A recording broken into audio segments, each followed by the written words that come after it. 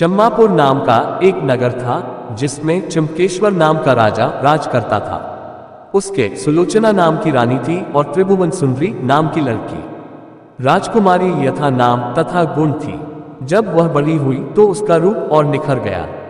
राजा और रानी को उसके विवाह की चिंता हुई। चारों ओर इसकी खबर फैल गई। बहुत से राजाओं ने अपनी अपनी तस्वीरें बनवाकर भेजी, पर राजकुमारी ने किसी को भी पसंद न किया।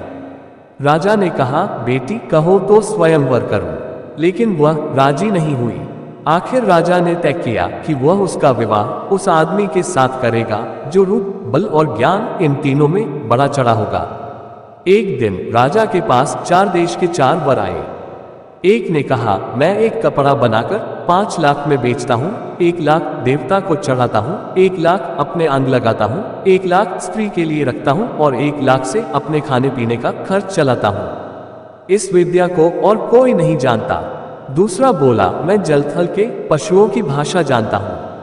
तीसरे ने कहा, मैं इतना शास्त्र पढ़ा हूँ कि मेरा कोई मुकाबला नहीं कर सकता। चौथे ने कहा, मैं शब्दवेदी तीर चलाना जानता हूँ। चारों की बातें सुनकर राजा सोच में पड़ गया। वे सुंदरता में भी एक से एक बढ़कर थे। उसने राजकुमारी को बुलाकर उनके गुण और रूप का वर्णन किया, पर वह चुप रही। इतना कहकर बेताल बोला, राजन तुम बताओ कि राजकुमारी किसको मिलनी चाहिए।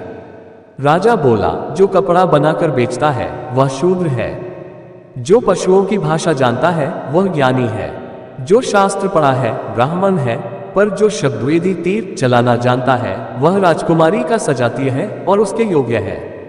राजकुमारी उसी को मिलनी चाहिए। राजा के इतना कहते ही बेताल गायब हो गया। राजा बेचारा वापस लौटा और उसे लेकर चला।